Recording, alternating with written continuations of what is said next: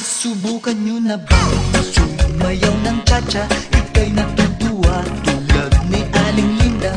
Habang naglalaba, sumasayaw ang lola. Nakangiti pa siya habang nag-cha-cha-cha. Dahil ang cha-cha pampatanggal ng problema. Lagi ka pang nakatawa habang nag-cha-cha-cha. Kaliwat kanan nyo lang